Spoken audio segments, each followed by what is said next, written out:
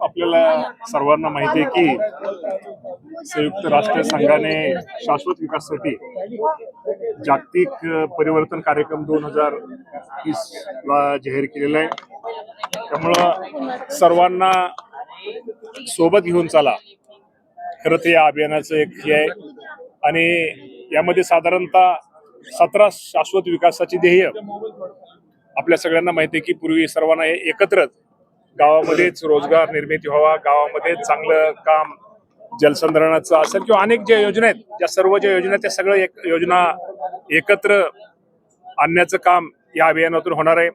आणि आज जी ही कार्यशाळा होणार आहे यामध्ये अनेक चांगले वक्ते, डॉक्टर कलशेट्टी साहेब सारखे असतील, बोंद्रे असतील, बुट्टे पाटील असतील, या सर्व तज्ञांचं मार्गदर्शन माझ्या इथल्या ग्रामपंचायतीच्या सरपंच, पंचायत समितीचे आजी माजी सदस्य, झडपीच्या आजी माजी सदस्यांना होणार आहे.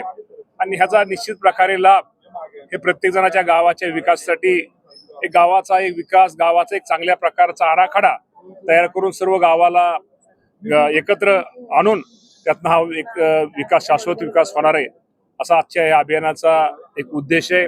आणि या निमित्तानं मला एक आपल्या सगळ्यांना सांगायला हरकत नाही की या राज्याचा कृषी मंत्री म्हणून आपल्या सर्वांना माहिती आहे की नमो शेतकरी महासन्मान निधी योजनेअंतर्गत लाभार्थ्यांना 7वा हप्ता हा कालच त्याचा GR निघालेला आहे. साधारणतः या राज्यामधल्या 92,36,000 शेतकऱ्यांना याचा उद्या त्यांना तो साधारणतः मंगळवारी किंवा बुधवारी, मंगळवारी शक्यतो तो कार्यक्रम या राज्याचे मुख्यमंत्री देवेंद्र फडणवीस साहेब असतील, एकनाथजी शिंदे साहेब असतील, अजितदादा पवार साहेब असतील, यांच्या उपस्थितीमध्ये हा कार्यक्रम आपण ऑनलाईन त्यांच्या अकाउंटमध्ये ते पैसे जमा हे निश्चित प्रकारे करतोय. साधारणतः 1,932 कोटी आणि 32,72,00,000 रुपयेचा निधी वितरण मंगळवारी किंवा बुधवारी होणार. त्याचा निश्चित प्रकारे माझ्या शेतकऱ्यांना हा एक थोड्या का प्रमाणामध्ये लाभ हा निश्चित प्रकारे होणार आहे.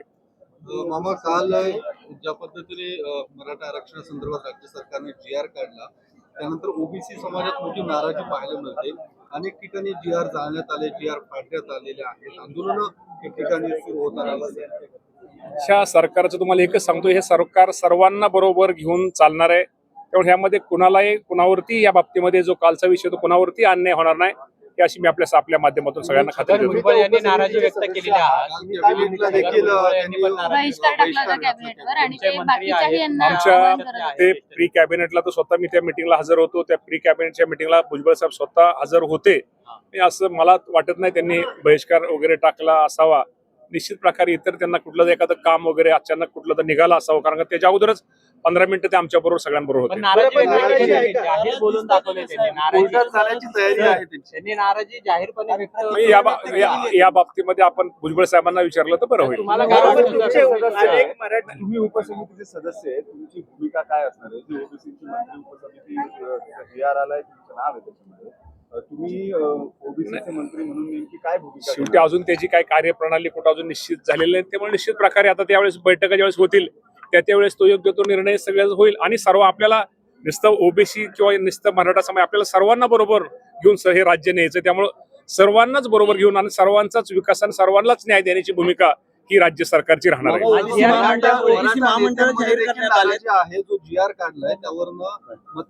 आता हे मला आपल्याकडून समजतंय. स्वतः जरंगे साहेबांनी याचं स्वागत केलंय, तेव्हा अधिक बाबतीमध्ये मला इतर काही माहिती नाही, परंतु जरंगे साहेबांनी या निर्णयाचं स्वागत केलं. मला वाटतं ओबीसी समाजाचं नुकसान होणार नाही या GR मुळे. निश्चित प्रकारे ओबीसी समाजाचं नुकसान होणार नाही आणि मराठा समाजासुद्धा दोन्ही समाजाला योग्य तो न्याय मिळेल.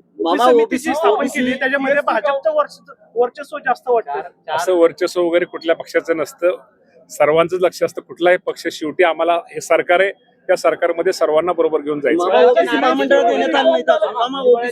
नाराजीच नाही तर दूर व्हायचा विषय नाही.